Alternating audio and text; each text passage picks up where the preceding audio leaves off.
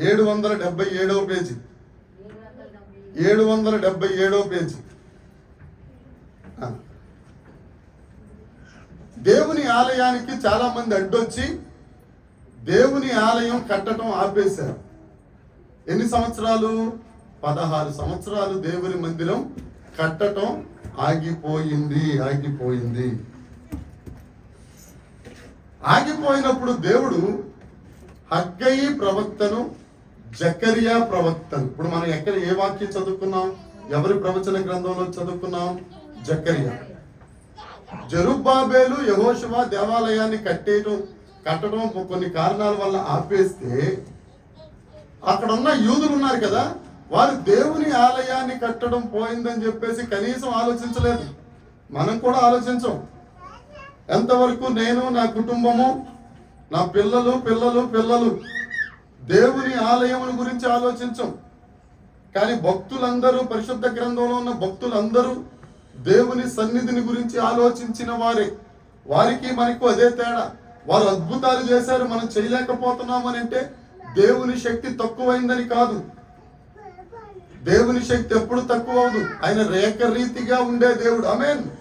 మన దేవుడు సీజనల్ దేవుడు కాదు. చలికాలం స్వెటర్ వేసుకుని, వేసవకాలం లెనిన్ షర్ట్ వేసుకుని, వర్షాకాలం జర్కిన్లు వేసుకుని తిరిగే దేవుడు కాదు మన దేవుడు. ఒక్కొక్క టైంకి ఒక్కొక్క డ్రెస్ ఉంటుంది కొంతమందికి, మనకొద్దు. మన దేవుడు ఏకరీతిగా ఉన్న దేవుడు. చప్పట్లు కొట్టి స్తోత్రం చేసుకో.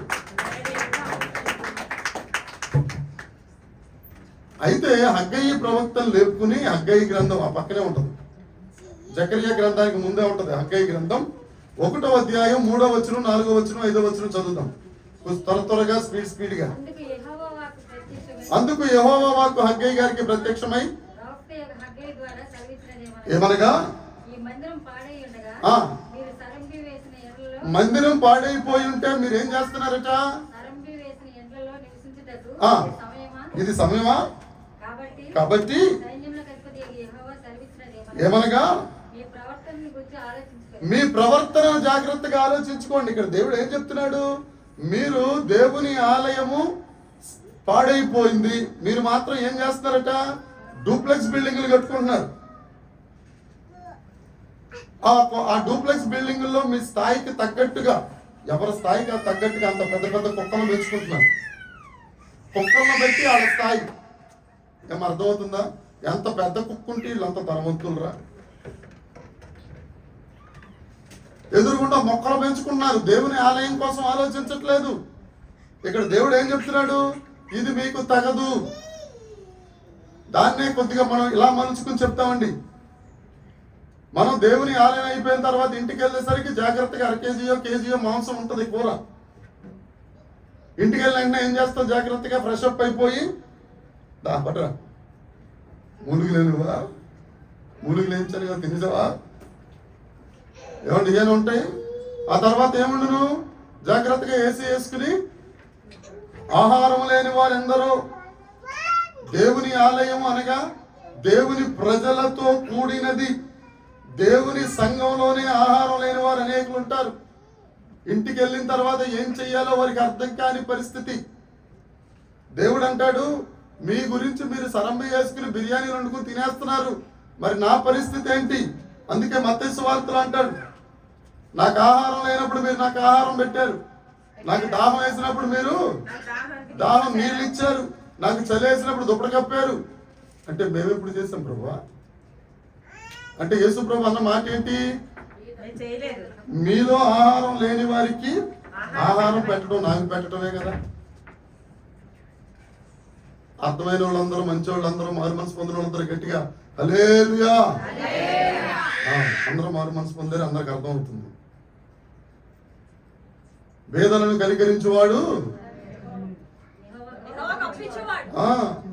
దేవునికి అప్పించేస్తున్నాం. మనం కనికరిద్దాం పేదలను.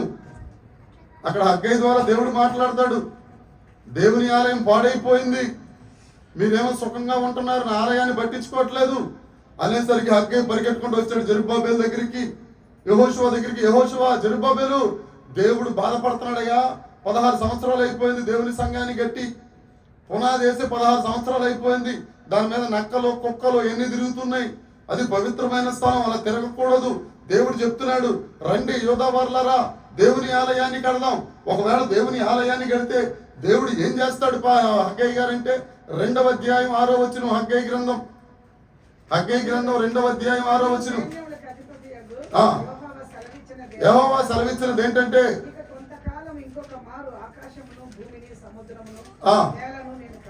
కంపింపజేస్తాను, అన్య జనులందరినీ కదిలిస్తాను, ఇష్ట వస్తువులన్నీ తేబడును. దేవునికి స్తోత్రం, చప్పట్లు కొడదాం. దేవునికి మహిమ కలుగును గాక. దేవుడు ఆ మహిమతో నింపాడు, ఆ మందిరమును మహిమతో నింపాడు. మన దేవుడు నిన్న నేడు నిరంతరం ఏకరీతిగా ఉన్న దేవుడు ఈ మందిరమును కూడా మహిమతో నింపును గాక. దేవునికి స్తోత్రము కలుగును గాక.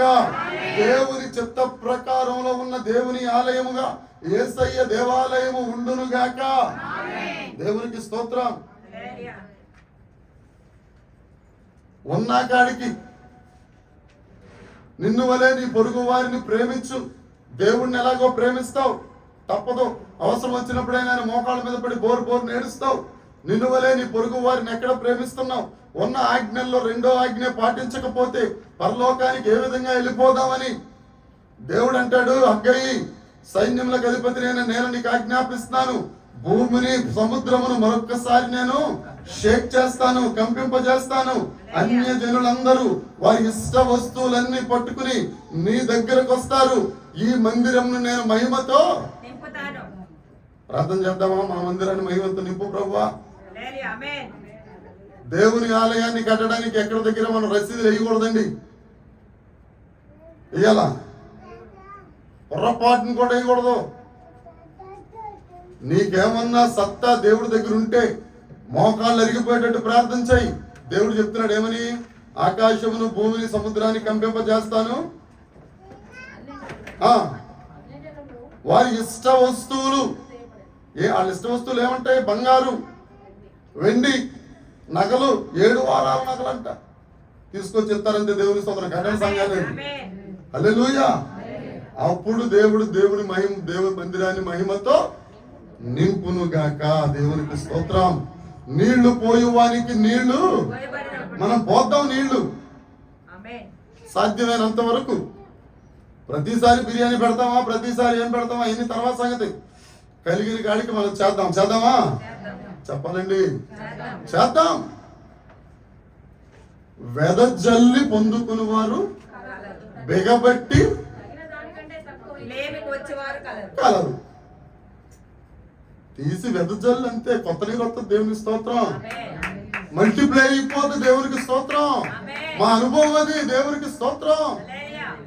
చాలా సార్లు చెప్తాను, పాస్టర్ గారు ఎప్పుడు ఫుల్, ఎప్పుడు నిల్లు. అర్థమవుతుందా? పాస్టర్ గారు ఎప్పుడు ఫుల్, ఎప్పుడు వస్తాయి. ఎలా వెళ్తాయి తెలియదు, మొత్తానికి వస్తాయి అంతే. దేవుని స్తోత్రం. చెప్పాడు హగ్గయి, జకరియా వాళ్ళని చెప్పారు, బాబా మీరు దేవుని ఆలయం కట్టండి. వాళ్ళు కట్టడం పూనుకున్నారు. జకరియా అనగా అర్థము దేవుడు జ్ఞాపకము చేసుకొనును. జకరియా అనగా అర్థం ఏంటండి? దేవుడు జ్ఞాపకం చేసుకుంటాడు.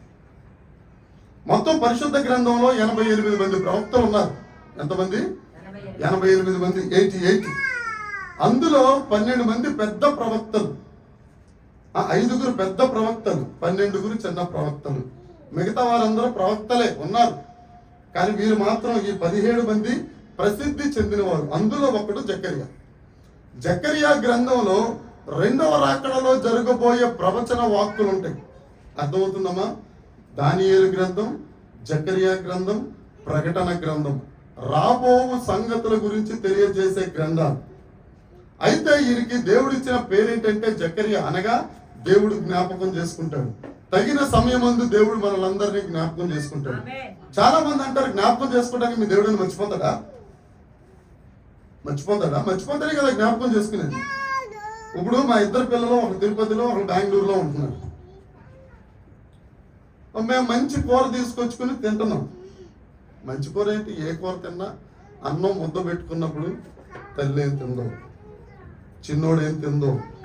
ఇది సహజం, అవునే కదా. వసంత చెల్లిందనుకో, అన్నం ముద్ద పెట్టంగానే నా కూతురు ఏం తిందో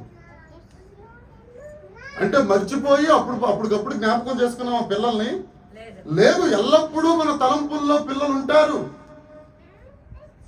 ఆహారం తిన్నప్పుడు, లేకపోతే ఎక్కడికన్నా మంచి ప్లేస్కి వెళ్ళి చూస్తా ఉన్నప్పుడు, అరే పిల్లలు ఉంటే భలే సంతోషించేవారే. దేవుడు కూడా అంతే. దేవుడు నిన్ను జ్ఞాపకం చేసుకుంటాడు, దేవుడు నిన్ను గుర్తు చేసుకుంటాడు. ఒక్కసారి దేవుడు నిన్ను గుర్తు చేసుకున్నాడంటే నీ షేప్ మారిపోద్ది. ఆమేన్, హల్లెలూయా. ఆయన జ్ఞాపకంలో ఉండేటట్టుగా నువ్వు విజ్ఞాపనకర్తగా మారుదవు గాక. ఆయన జ్ఞాపకంలోకి రావాలంటే నువ్వేం చేయాలి? అనుక్షణం విజ్ఞాపన చేస్తూ ఉండాలి, అనుక్షణం ఆయనతో మాట్లాడుతూ ఉండాలి, అనుక్షణం ఆయన మాట వింటూ ఉండాలి, అనుక్షణం ఆయన గౌరవిస్తూ ఉండాలి, అనుక్షణం ఆయన దగ్గర భయభక్తులు కలిగి ఉండాలి. అప్పుడు నువ్వు ఎక్కడ ఉంటావు? ఆయన మైండ్లోనే ఉంటావు నువ్వు. ఏమండి, ఇప్పుడు నా భార్య ఉద్యోగానికి వెళ్తుంది, గుర్తొచ్చినప్పుడల్లా ఏం చేస్తుంటాను? నేను ఫోన్ చేస్తుంటాం. అప్పుడు బిజీ వచ్చినా ఏం చేస్తుంటాం? ఒకవేళ అప్పుడు ఇంకా బిజీ అవుతున్నావు కాబట్టి ఏం చేస్తుంది? ఏం బుజ్జి, ఏం చేస్తున్నావు, ఏంటి సంగతి? అవునా కాదండి? నువ్వు కూడా అనుక్షణం దేవుడితో మాట్లాడుతున్నావు అనుకో, దేవుడి మాట వింటున్నావు అనుకో, ఎప్పుడూ దేవుడు నీ చుట్టే ఉంటాడు. ఆయన అంటాడు, సదాకాలం నేను నీతో పాటు ఉన్న దేవుడను, ఇమ్మానుయేల్ దేవుడను. ఆయన మనతో ఉంటాడు ఎప్పుడు దేవునికి ఇస్తుంది. అయితే ఈ జకరియా గ్రంథంలో రకరకాల దర్శనాలు ఉన్నాయి. అందులో ఒక దర్శనమే మనం ఇప్పుడు చదువుకున్నది. 1వ అధ్యాయము 18వ వచనం దగ్గర నుంచి 21వ వచనం వరకు ఏంటో చూద్దాం రండి. మొదట ఒక మాట చదువుదాం. అప్పుడు నేను తేరి చూడగా 4 కొమ్ములు కనపడ్డాయట. జకరియా ప్రవక్త అక్కడ ఉన్న దూతను అడుగుతున్నాడు, ఏమని? ఏంటి ఈ 4 కొమ్ములు ఏంటి అని అడుగుతున్నాడు. అమ్మ అర్థమవుతుందా? అర్థమవుకపోతే మరలా అడగండి, చెప్తాను. 4 కొమ్ములు కనపడ్డాయి. జకరియా అన్న ఆయన దర్శనాన్ని చూస్తున్నాడు, పక్కనే దూతున్నాడు ఆ దర్శనంలో. ఆ దూతగారు ఏంటండి 4 కొమ్ములు అని అంటే, ఆ కింద చెప్తాడు ఆయన ఏంటట 4 కొమ్ములు. యూదా వారిని, ఇజ్రాయేలు వారిని. ఎంతమంది ఉన్నారండి ఇక్కడ? 3 క్యారెక్టర్లు. ఏంటి 3? యోధా వారు ఈవిడ చేయొద్దమ్మా. ఈవిడ ఎవరమ్మా? ఆ పక్కన ఉన్న ఆవిడ ఇజ్రాయేలు. ఎత్తు. ఈ పడుకున్న ఆవిడ ఎత్తలేదు కాబట్టి, పడుకుని పోయింది కాబట్టి ఈవిడ యెరూషలేము. అమ్మా అర్థమైంది? ఆవిడెవరు? నువ్వు యోధాయే, నువ్వు బాధ కాదు. అర్థమైంది? నీ పేరేం పేరు? యోధా. ఆవిడ పేరు ఏదో రోజు చూస్తాను. నాకు ఈసారి క్యారెక్టర్ లేదు. వస్తాయి. ఆవిడకి ఎప్పుడు ఉంటుంది క్యారెక్టర్. ఆవిడ లేకపోతే క్యారెక్టర్ లేదు. యోధా వాడు. అమ్మా యెరూషలేము వాడు. తర్వాత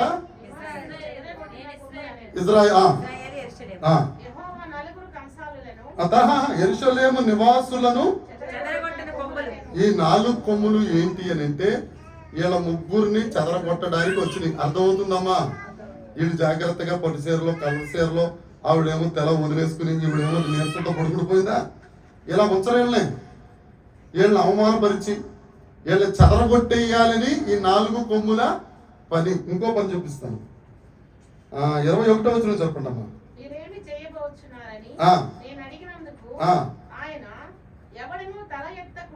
ఈ 4 కొమ్ములు వీళ్ళని చెదరగొట్టడమే కాదు, తల పైకెత్తకుండా చేస్తారట. తల పైకెత్తకుండా మొదటిదేమో చెదరగొడతారు, చల్లా చెదురు చేసేస్తారు. రెండోదేమో తలెత్తకుండా చేస్తారు. మూడోది బలత్కారమునకు. ఇక్కడ ఉంటుంది, ఆఖరి లైన్లో ఉంటుంది చూడండి. బలత్కారం చేస్తారు వీళ్ళని. బలత్కారం అంటే పాడు చేసేస్తారు. ఈ 4 కొమ్ములు ఏం చేస్తాయి? వీళ్ళని చెదరగొడతాయి. అమ్మ చెప్పాలి. ఇందిరా చెల్లెమ్మ తలపైకి ఎత్తమ్మ, తల దించుకోవాల్సిన ఆడు నువ్వు కాదు. ఈ 3 తల దించుకోండి. తల దించేసుకోండి. ఆవిడ ఎలా దించేసుకున్నారు.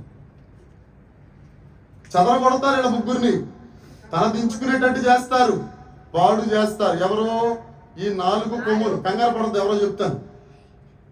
ఆ తర్వాత 4 కంసాలు వచ్చారు. ఎవరండి? ఉందమ్మా, అంతేనా? కంసాలు అని అంటే ఏదో కులం పేరో మతం పేరు పెట్టో బైబిల్లో రాయలేదు. మన తెలుగు ట్రాన్స్లేషన్ లో కంసాలు అని రాశారు, కానీ ఇంగ్లీష్ బైబిల్ ఎవరి దగ్గర ఉందా? ఉన్నవాడు పడుకుంది. తెచ్చిందా బైబిల్? చూడండి అమ్మ, చూడండి. మొదటి జకర్యా గ్రంథం 1 ఇంగ్లీషా? చూడండి. కార్పెంటర్స్ అని ఉందా? 1:20.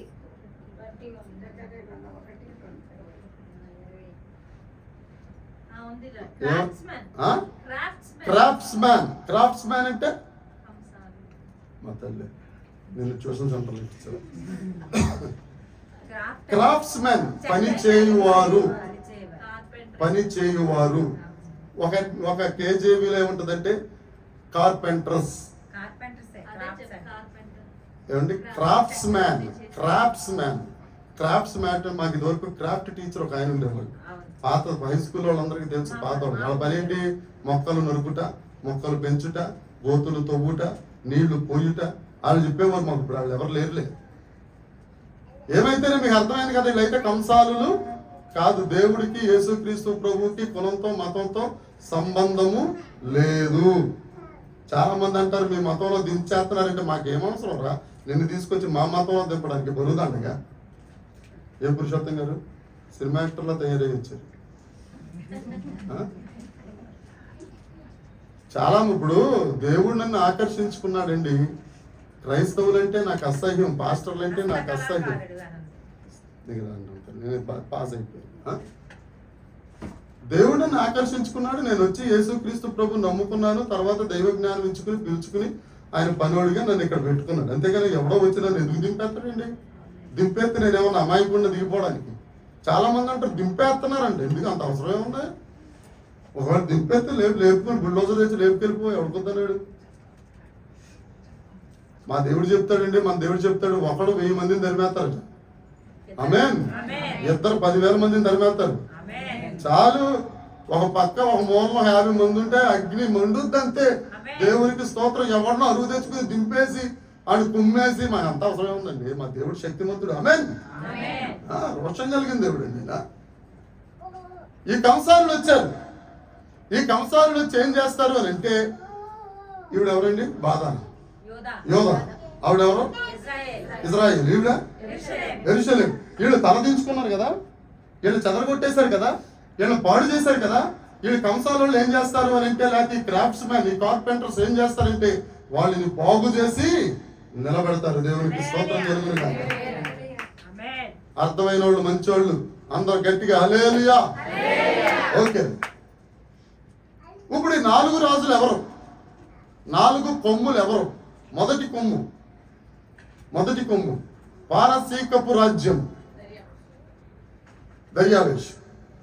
రెండవ రాజ్యం మాదియా రాజ్యం. మొదటిది బబులోను, మాదియా, పారసీక 2. మూడవది ద గ్రేట్ అలెగ్జాండర్, గ్రీకు రాజ్యం. 4వది రోమా సామ్రాజ్యం. మొదటిది బబులోను, రెండవది మాదియా పారసీక, మూడవది గ్రీకు, 4వది వీరందరూ ఏం చేశారట? యోధాని, యెరూషలేముని, ఇశ్రాయేలును చెదరగొట్టాలని, తలదించుకోవాలని, తలెత్తకూడదని, వీరిని బలాత్కారం పాడు చేయాలని ప్రయత్నం చేశారు. సాతాను ఎప్పుడు అదే పని చేస్తుంది. లెనిన్ ఎప్పుడు అదే. నువ్వు ప్రార్థన చేద్దాం అనుకుంటే నీకు కష్టం వచ్చేద్దాం. నువ్వు దేవుడి దగ్గర భక్తిగా ఉందామంటే ఇంట్లో గొడవలు అయిపోతా ఉంటాయి. కరెక్ట్గా చర్చి బైక్ ఎక్కుతామంటే గాలిపోతుంది. బండి వేసుకుని బయలుదేరదామంటే ఏదో అయిపోతుంది. దేవుని సన్నిధికి రానివ్వకుండా ఈ 4 కొమ్ములు, బబులోను, మాదియా పారసీక, తర్వాత గ్రీకు, రోమా, వీళ్ళందరూ నిన్ను అడ్డుపడతానే ఉంటారు. అప్పుడు నువ్వేం చెయ్యాలి అనేది ఇప్పుడు మనం నేర్చుకుందాం. యోధ అంటే ఏంటి? యోధ అనగా స్తుతి. దెయ్యాలు లేకపోతే ఈ కొమ్ములు, ఈ సాతాను శక్తులు ఏం చేస్తాయి అంటే మొట్టమొదట నిన్ను స్తుతి చేయకుండా ఆపేస్తాయి. రెండవది ఇశ్రాయేలు అనగా దేవునితో పోరాడినవాడు, దేవునితో పోరాడి గెలిచినవాడు, ఇప్పుడు అప్డేటెడ్ వెర్షన్ కొత్త బైబిల్లో ఉంటుంది, దేవుడితో ఏలువాడు, దేవునితో ఏలువాడు. దేవునికి స్తోత్రం. దేవుడు ఎంత స్థానం ఇచ్చాడని మనిషికి. అంటే విజయము అని అర్థం. యోధ అంటే స్తుతి, ఇశ్రాయేల్ అంటే అమ్మా, ఇశ్రాయేల్ అంటే ఏంటమ్మా? నువ్వే ఇంటలేదు. క్యారెక్టర్ చేంజ్ వద్దు, ఇడికి ఇచ్చాను క్యారెక్టర్. నీ పేరేంట్రా? నీకు వేస్ట్. ఏదో రాజుకి ఇచ్చేద్దాం. నీ పేరేంటి? ఇజ్రాయేల్. ఇజ్రాయేల్ అంటే అర్థం ఏంటి? విజయము. యోధ అంటే స్తుతి, ఇజ్రాయేల్ అంటే విజయం. మనకి విజయం లేకుండా చేస్తారు ఈ నలుగురు. అర్థమవుతుందమ్మా? మనకి విజయం ఉండదు. ఎక్కడికి వెళ్ళినా ఓడిపోవడమే, ఎక్కడికి వెళ్ళిపోయినా తిట్లు తినేయడమే, ఎక్కడికి వెళ్ళినా నిందలు పడిపోవడమే, ఏ పని చేద్దామన్నా వెనక రావడమే, ఏ పని చేద్దామన్నా నష్టం రావడమే, అలా చేస్తారు వీళ్ళు. ఇక మూడోది ఏంటి? యెరూషలేము. యెరూషలేము ఈవిడ. అసలు ఈవిడ కూడా యెరూషలేం క్యారెక్టర్ కొద్దిగా కష్టం. మాట్లాడితే అన్నది ఈవిడ. కాబట్టి ఇది కూడా చేంజ్. ఎవరికి ఇచ్చేద్దాం? లెలికి ఇచ్చేద్దాం. నీ పేరు యెరూషలేం. ఏం పేరు? యెరూషలేం అనగా సమాధాన పట్టణము. యెరూషలేం అంటే ఏంటండి? సమాధానం. ఈవిడ స్తుతి. స్తుతి కదా. నువ్వు విజయం, మీరు సమాధానం. మన బ్రతుకులలో స్తుతి లేకుండా, మన బ్రతుకులలో విజయం లేకుండా, మన బ్రతుకులలో సమాధానం షాలేం అనేది లేకుండా ఈ నలుగురు చేసేస్తుంటారు. కానీ దేవుడు మనం చేసుకుంది ఎందుకో తెలుసా? ఆయనతో సహవాసం చేయడానికి. ఏదైనా తోటలో ఆదాము గారిని అమ్మమ్మ గారిని ఎందుకు చేసుకున్నాడు? ఆయన పోలికలో, ఆయన స్వరూపంలో ఎందుకు చేసుకున్నాడు? పండులో అపవిత్రత ఏమీ లేదండి, జ్ఞాపకం చేసుకోండి. ఆవిడ యాప్లిస్కే తినేసింది. మీరు చూసారని అడగండి, చెప్తున్నాను ఊరికి.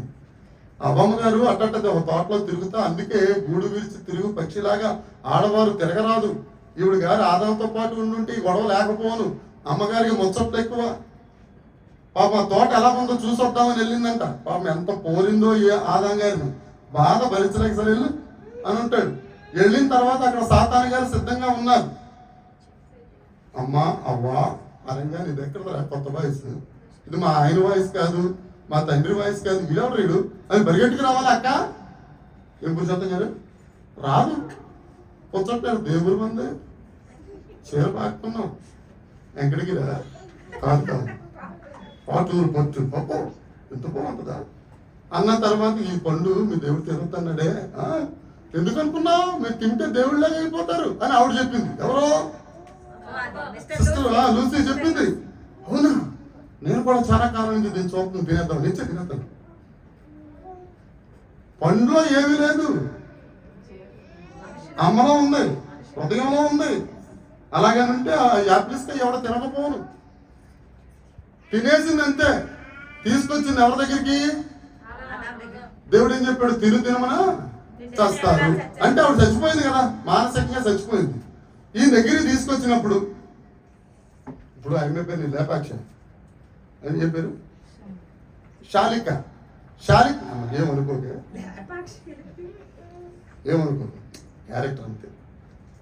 వాళ్ళు వద్దులే, ఇంకెవరున్నారు ఇక్కడ? మా ఆవిడనే పెట్టుకున్నారు. మా ఆవిడకి పెట్టు. మా ఇద్దరం అయితే లోపల గందులో తన్నేసినా కానీ మీరు ఎవరు చూడాలి. అలాగేం తెలుసు నా సంగతి. ఏమొస్తుందో చెల్లమ్మ మొత్తానికి ఒప్పుకుంది.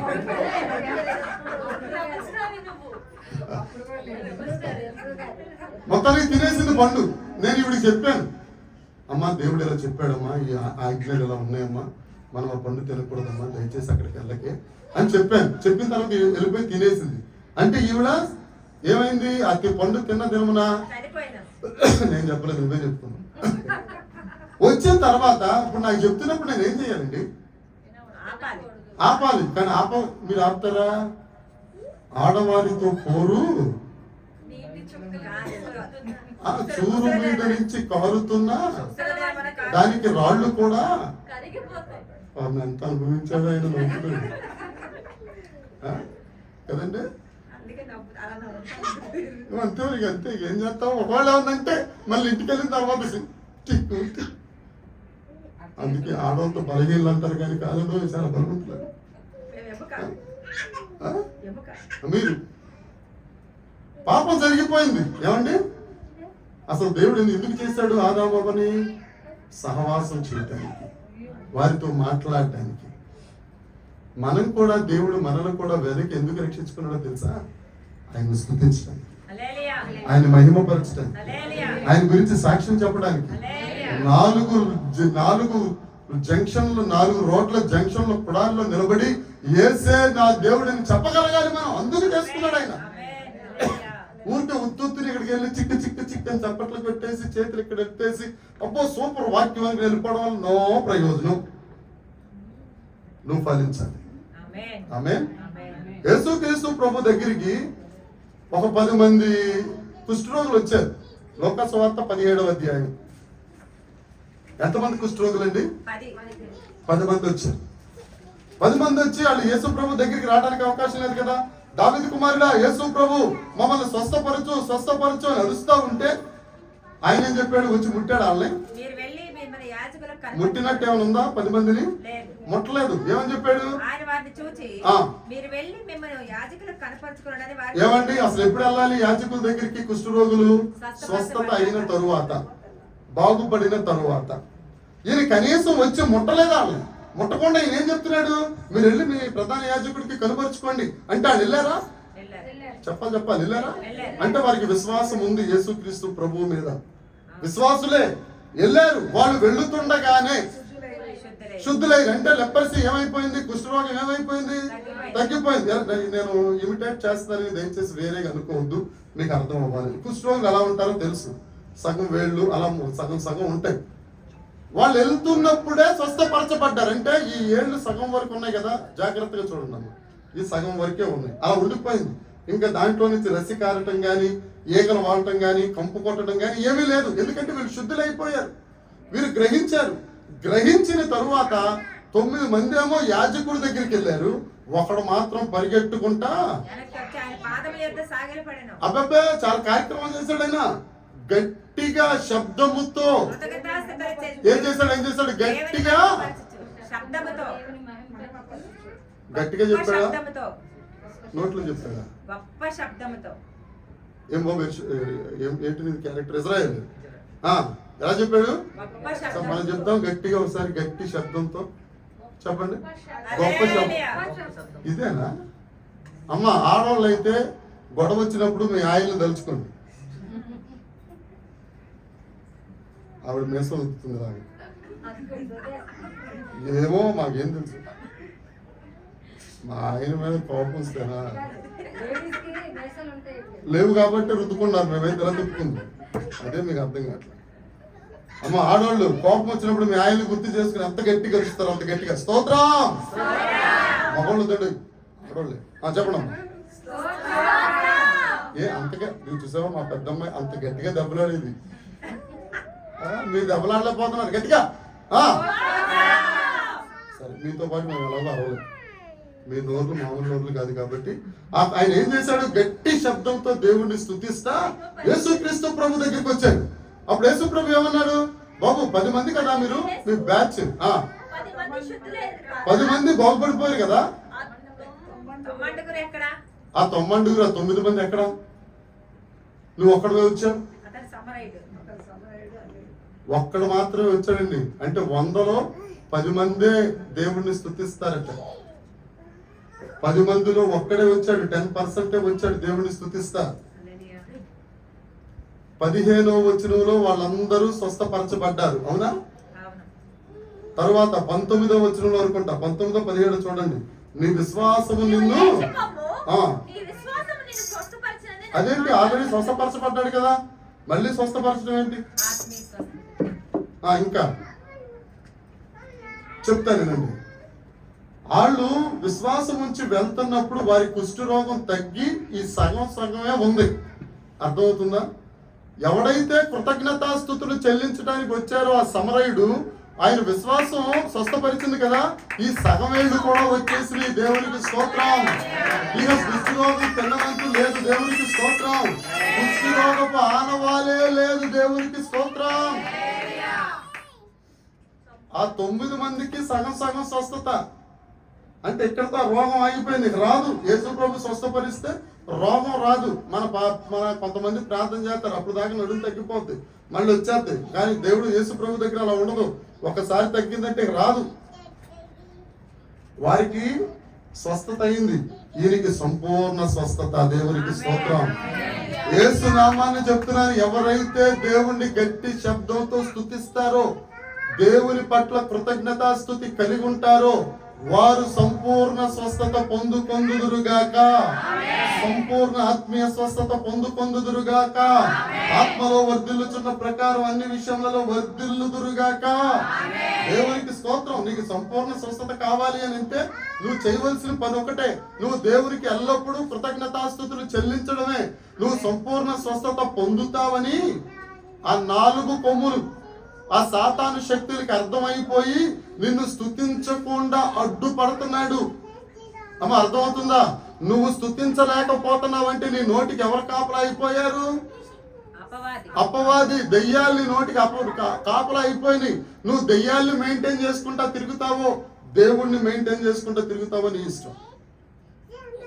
నువ్వు దెయ్యాల్ని మెయింటైన్ చేసుకుని దేవుణ్ణి స్తుతించలేకపోతున్నావు అనుకో, నీ పరిస్థితి అదోగతే. నువ్వు ఆ వాటిని జయించి నువ్వు నోరు తెరు, అంతే. 22వ కీర్తన 3వ వచనం ఉంటుందండి. ఏమని ఉంటుంది? 22వ కీర్తన 3వ వచనం, ఇశ్రాయేలీయులు చేయు స్తోత్రముల మీద ఏంటట? ఆసీనుడైన. నువ్వు స్తోత్రం చెప్తా ఉంటే నువ్వు ఎక్కడ ఇప్పుడు మన స్తోత్రం చెల్లిస్తున్నావు అనుకో, మన స్తుతుల మీద ఎవరు ఆసీనులై ఉంటారు? మన స్తోత్రం చెల్లిస్తున్నాం అనుకోండి, ఎవరు ఆశీనులు అవుతారు? అందుకే కదా యేసయ్య గారు పాట పాడతారు, ఇదిగో నా స్తుతుల పాడాలి.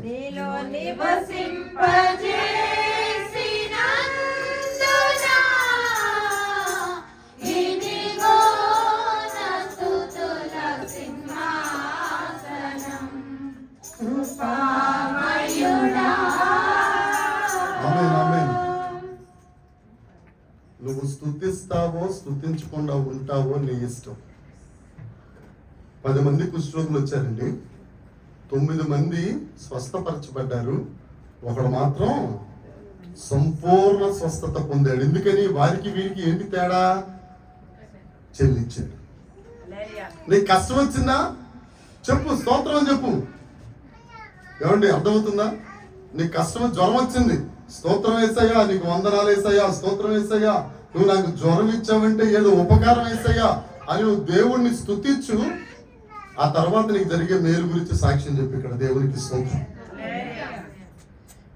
ఇప్పుడు వేణు 2 నెలల 3 నెలలు, అబ్బా 100 రోజులు 100 రోజులు సేనమ్మ గారికి దూరంగా ఉన్నాడు. ఏమండి, ఎప్పుడు వచ్చానన్నా? ఎప్పుడు వచ్చారు అక్కడికి? సోమవారం వచ్చిన తర్వాత గడప దగ్గర ఉన్న సేనమ్మ గారు ఎదురు చూచుచుండగా ఈ వేణు వచ్చినప్పుడు వీళ్ళిద్దరు చూపులు ఎలా ఉండుంటాయి అంటారు కదా? అదే చెప్పాలి. ఫోటో చప్పట్లు కొట్టు దేవుని స్తోత్రం. నువ్వు కూడా నీకు శ్రమ వచ్చినప్పుడు నీ శ్రమలో దావీదు అంటాడు కదా 119వ కీర్తనలో, శ్రమ నొందుట నాకు కృతజ్ఞతాస్తుతులు చెల్లించు. గట్టిగా అరవంతే, ప్రభా జ్వరం ఇచ్చినందుకు స్తోత్రం, శత్రువులు నా మీదకి వస్తున్నందుకు స్తోత్రం. 63వ కీర్తన అదే కదా. ఆయన ఏమంటాడు? శత్రువు వస్తున్నప్పుడు నీ కృప జీవము కంటే ఉత్తమమైనది, నీ నామమును బట్టి నా చేతులు ఎత్తుదా. యోధాని స్తుతిని పడగొడదామని 4 కొమ్ములు ప్రయత్నం చేస్తున్నాయి. రెండవది ఎవరు? ఇశ్రాయేలు విజయం. ఇజ్రాయేల్ అనగా ఆయన పేరు, ముందు పేరేంటి? యాకోబు అనగా అర్థం ఏంటి? అంతకుముందు ఇంకో అర్థం ఉంది. మడిమను పట్టుకుని వాడు. ఈయన మడిమను పట్టుకుని లాగేస్తుంటాడు, మోసం చేయడమే కాదు, పైకి వెళ్తా ఉంటే లాగేస్తుంటాడు. పీతల పోటీలు పెట్టారంట బొంబాయిలో. ప్రపంచంలో ఉన్న పీతలన్నీ వచ్చినాయంట. అన్ని పీతలు కొండల్లో ఉంటున్నాయి కదా అని చెప్పి వాళ్ళు అన్నారంట. వచ్చిన రిప్రజెంటేటివ్లు అందరూ మనం భోజనం చేసి వద్దాం రండి అని అన్నారు. అందరు రిప్రజెంటేటివ్లు వెళ్ళిపోతున్నారు కానీ ఇండియా రిప్రజెంటేటివ్ మాత్రం కదలలా. అందులో ఒక ఆయన వచ్చి ఇండియా రిప్రజెంటేటివ్గా రావట్లేదని అంటే, మీ పీతలన్నీ అలాగే ఉంటాయి కానీ మా పీతలు మాత్రం అలాగా ఉండవు. ఒకవేళ ఒక పైకి వెళ్తుంది అనుకో, పైకి వెళ్ళేదానికి కింద పీత లాగేస్తుంటుంది. దానికి మూత కట్టాల్సిన అవసరం లేదు. అన్నిటికీ మూతలు కట్టారు. ఇండియా పీతల కొండకు మాత్రం నో మూత. ఎందుకని? ఒకడు పైకి వస్తా ఉంటే కింద వాడు ఏం చేస్తాడు? మన క్రైస్తవులు మరి. ఇజ్రాయేలు అని అంటే మోసగాడు. తండ్రి దగ్గరికి వెళ్ళి ఆయన చెప్పిన మాట ఏమని చెప్పాడంటే, నీ పేరేంటి అని అంటే యెషావు. ఎవరికి చెప్పాడు అబద్ధం? తండ్రికి. పైగా వేషం వేసుకొచ్చాడు. ఎక్కడెక్కడ ముట్టుకుంటాడో అక్కడ మేక చర్మం కట్టుకుని వచ్చాడు. అరే రూపం యెషావుదే కానీ స్వరం మాత్రం యాకోబుదే అన్నా కానీ మోసం చేసేసాడు. ఇక వెళ్ళిపోయి 21 సంవత్సరం అక్కడ మొత్తం అన్ని చేసుకుని తిరిగి వస్తున్నప్పుడు ఆదికాండం 32వ అధ్యాయం వచ్చేసరికి ఎబ్బేకు దేవుడి దగ్గర పోరాడుతుంటే దేవుడు కూడా అడిగాడు పేరు. ఏమని? ఎవరిని అడగల పేరు. దేవుడు ఒక యాకోబునే అడిగాడు. స్పెషల్ అయిన మనల్ని అడుగుతాడు. ఎందుకంటే మనం యాకోబు అన్నయ్యలో మనం మడిం పట్టుకు లాగటంలో కానీ మోసం చేయడంలో కానీ యాకోబు కంటే మనం అప్డేటెడ్ వెర్షన్. అవును కదా? అడిగితే ముందు చెప్పలేదు అయ్యగారు. ఏ అయ్యగారు? యాకోబు అయ్యగారు. అప్పుడు తొడగూటి మీద కొట్టగా. ఎక్కడ కొట్టాడట? అప్పుడు చెప్పాడు యాకోబు అని. అప్పుడు దానికి చెప్పలేదు. నువ్వు యాకోబు అని చెప్పావు కనుక నీ పేరు ఇశ్రాయేలు. ఇశ్రాయేలు. ఇశ్రాయేలు అంటే దేవునితో పోరాడువాడు, పోరాడి గెలిచిన వాడు, దేవునితో ఏలువాడు. దేవుడు పేరు మార్చేశాడండి. నా ప్రియ సహోదరి సహోదరుడా, నువ్వు ఎంత తప్పు చేసినా, ఎన్ని పాపాలని వెనకాలన్నా దేవుడికి అనవసరము. ఆమేన్. మనుషులు ఎత్తి చూపిస్తారు, మనుషులు ఎత్తి నిన్ను నిందల పాలు చేస్తారు. దేవుడు మాత్రం నువ్వు తప్పు చేసి ఆయన దగ్గరికి వచ్చి నువ్వు మోకాళ్ళేసి పశ్చాత్తాపడి కన్నీటితో ఆయన పాదాలు కడిగిన ఎడల నువ్వు ఈ తప్పు చేసావు సురేష్ అని ఎప్పుడు అనడు దేవుడు. అంటాడా? పాపాలు గీతనకాలు వేసుకునే దేవుడు మన దేవుడు. అక్కడ ఉంటది 32వ అధ్యాయంలో దేవుడు గెలవలేకపోయిన అని ఉంటది. అవునండి. 32:28 చూడండి ఒకసారి. ఆదికాండం పైన పోనిమ్మనగా అతడు నీవు నన్ను ఆశీర్వదిస్తే గాని నిన్ను పోనీనను. ఆయన నీ పేరేమని అడుగగా ఇంకా పైన తాను అతని గెలవకుండా చూచి ఎన్నో వచ్చిన 25 వచ్చిన తాను యాకోబు దేవుడిని గెలవకుండుట చూచి గూటి మీద అతనిని దేవుడు గెలవకపోవడం ఏంటండి? దేవుడు గెలవకపోవడం ఏంటి? రేపు పొద్దున్న జయగాడు పెద్దోడు అవుతాడు. ఆ నాన్న జై కలిసి అలా పెట్టుకుని ఆడుతూ ఉంటారు. ఆడికి ఉంచలేడు. ఉంచుతాడా? ఈయన వచ్చేస్తాడు. కానీ ఏం చేస్తాడు ఈయన? ఆడిని గెలిపించడం కోసం ఈయన ఓడిపోతాడు. ఆమేన్. దేవుడు చేసిన పని అదే కదా. చప్పట్లు పట్టాలనిపిస్తుందే. గెలిచింది ఆయన, గెలిపించింది మనకు. దేవునికి స్తోత్రం. గెలిచింది ఆయన, కష్టపడింది ఆయన, క్రెడిట్ మనకు. దేవునికి స్తోత్రం. రక్షణ కార్యం కొరకు నలపబడింది ఆయన. మనమేమంటాం? నేను రక్షణ పొందుకున్నానండి. ఎక్కడ పొందుకున్నావు? నువ్వు కష్టపడ్డావా? కష్టం ఎవరిది? ఆయనది కష్టం. నువ్వు చేసింది ఏంటి? ఆయన దగ్గరికి వచ్చావు అంతే. ఆయన రక్షణ బహుమానంగా నీకు అనుగ్రహించాడు. నీకు రక్షణ భాగ్యంగా ఇచ్చాడు. మొన్న క్రికెట్ T20 మ్యాచ్ ఇండియా వాళ్ళు గెలిచారండి.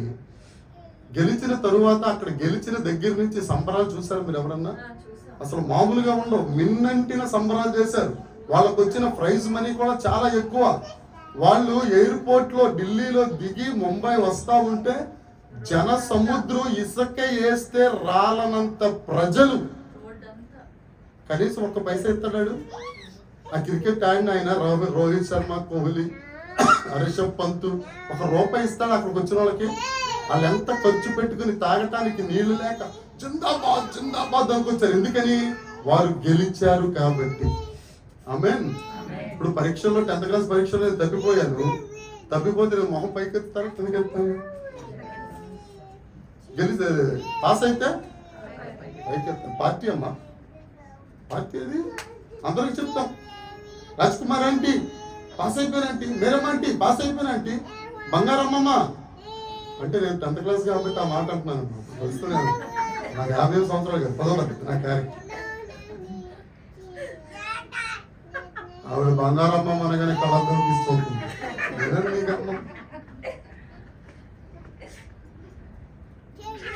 ఒక మాట చెప్పనండి, నిన్ను నిన్ను నిన్ను నిన్ను ఇజ్రాయేలు చేయుటకై యేసయ్య కల్వరిలో ప్రాణత్యాగం చేశాడు. దేవునికి స్తోత్రం. ఇప్పుడు నువ్వు ఇజ్రాయేలు, దేవునికి స్తోత్రం. నువ్వు గెలిచిన వాడివి, ఓడిపోయినోడివి కాదు. అర్థమైందండి? ఓడిపోయిన వాళ్ళం కాదు, మనం గెలిచిన వాళ్ళం, మనం స్తుతించే వాళ్ళం. ఆ 3వ క్యారెక్టర్ ఎవరో మీరు. యెరూషలేము అనగా సమాధానం అనగా ఇందాక మేరమ్మ గారు చెప్పారు షాలోమ్. ఇప్పుడు మనం గనక ఇజ్రాయేల్ అడుగు పెట్టామనుకో, ఆమె అందరూ మీరు వెళ్ళాలని ఎవరికి లేదా? మేరమ్మ గారు మీరు రారా? మంగరక్క రావా? నీకు ఇంకో కళద్దలు బండగా నువ్వు రావు. ఇంద్రమ్మ గారు, మస్తాన్ అక్క, పాస్టమ్ గారు, పెద్ద పాస్టమ్ గారు ముందే ఉంటారు. రాజ్ కుమార్ ఇచ్చారమ్మ రావా? రారా?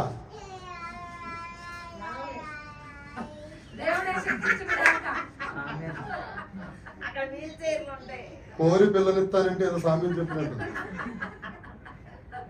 ఇక్కడి నుంచి మనం ఐగుప్తు, అక్కడికి యోధ, అక్కడికి యోధ. యెరూషలేము వెళ్ళటమే మనకు అసలు ఊహల్లో లేదు. అక్కడ తీసుకెళ్ళిన దేవుడు మిమ్మల్ని నడిపించలేదండి, నడిపిస్తాడు. ఆమేన్ అందాం గట్టిగా. మనం ఉత్తరమా యెరూషలేము?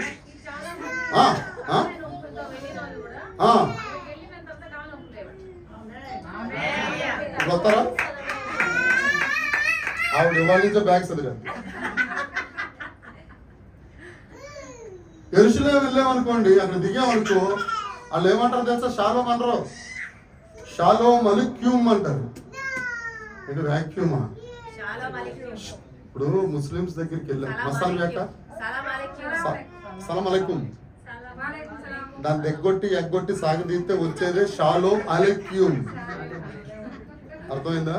మీరు సలాం అలైకుం అంటారు, అక్కడ యోధ ఇక్కడికి వెళ్తే ఇప్పుడు నీకు ఈజీ, అన్నదమ్ములే కాబట్టి.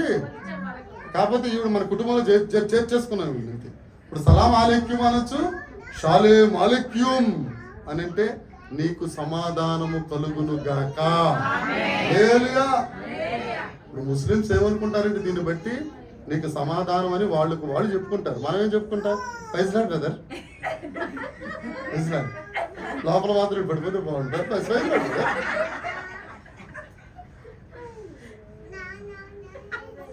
ఎక్కడా సమాధానం లేదండి. కుటుంబాల్లో సమాధానం లేదు, వ్యక్తిగత జీవితంలో సమాధానం లేదు, ఉద్యోగాల్లో సమాధానం లేదు. మరొక మాట, చర్చిలో అసలు లేదు. 10 రోజుల క్రితం రాజమండ్రి చర్చిలో, ఏ చర్చ్ అనేది చెప్పను, 2 పాస్టర్లు లైవ్ వెళ్తుండగా 2 పాస్టర్లు కెసెక్ వేసుకుని, కెసెక్ అంటే అంగి, నల్ల దట్టి కట్టుకుని కొట్టుకున్నారండి. వాళ్ళు వీధి రౌడీలు కొట్టుకోరు. అర్థమైందా? వైరల్ అయిపోయింది. ఇంచుమించు 100 లక్షల మంది, అంటే ఇంచుమించు 1 కోటి మంది చూసేశారు దాన్ని. దేవుని నామం ఏమైపోయింది? ఆ 4 కొమ్ములు చేసే పని అదే, సమాధానాన్ని తీసేస్తుంది. ఇప్పుడు ఇది సమాధానం అంతేనా? సమాధానం, సమాధానం. ఈ ఇంటికి వెళ్ళిన తర్వాత నీ పేరు సమాధానం. శాలిక ఎప్పుడన్నా పాస్టర్ గారు సమాధానం వెళ్ళిపోతుంది, నీకు ఛాన్స్ వచ్చినట్టే, కనీసం థ్యాంక్స్ చెప్పింది. సమాధానం ఉండట్లేదు. అయితే స్తుతిని పడగొట్టేసిన, విజయాన్ని పడగొట్టేసిన, సమాధానాన్ని పడగొట్టిన దేవుడు చూస్తూ ఉంటాడా? చూడటం. 4 కంసాలను పంపించారు, 4 కార్పెంటర్లను పంపించారు, 4 క్రాఫ్ట్ మెన్లు పంపించారు. ఎవరో తెలుసా వారు? తమ్మూద్ అనే గ్రంథం ఒకటి ఉంది. నేను ఇప్పుడు ఉపవాస ప్రార్థనల నుంచి చెప్పుకొస్తున్నాను. తమ్మూద్ గ్రంథంలో దీని గురించిన వివరణ ఉంది, బైబిల్లో లేదు, ఎక్కడా ఉండదు దీని గురించిన వివరణ. మొదటి కంసాలి, మొదటి క్రాఫ్ట్స్మెన్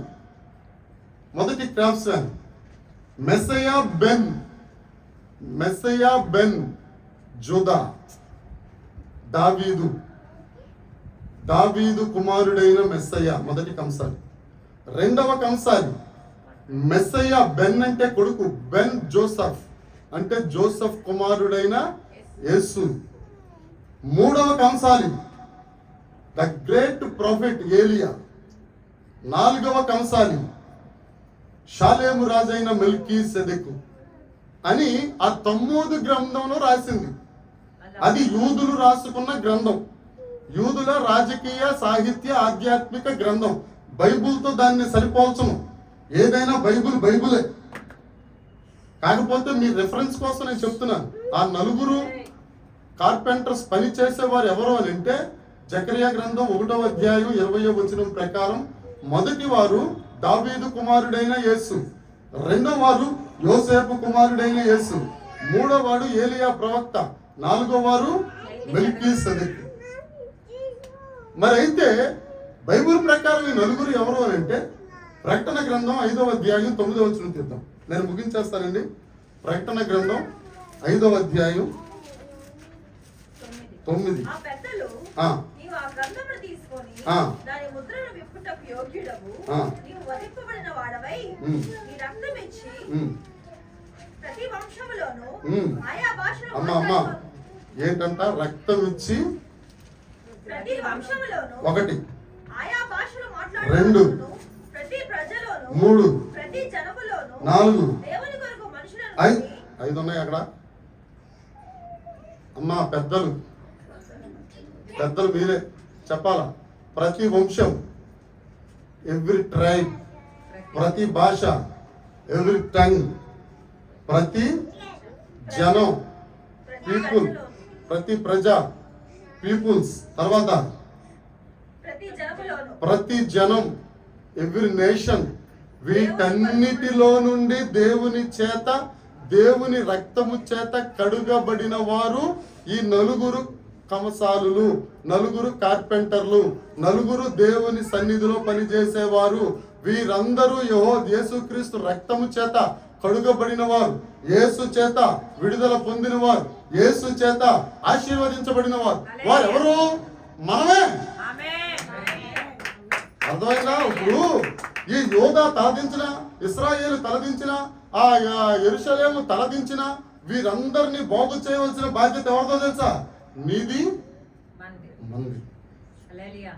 మనం అనుకుంటాం పనికిరాను అనుకుంటాం, నేను దేనికి పనికిరాను అనుకుంటాం. పనికిరాని నిన్నే. ఒక మాట చెప్పిన, యేసు ప్రభు హేరోదు రాజుతో స్నేహం చేశాడా? అన్నతో స్నేహం చేశాడా?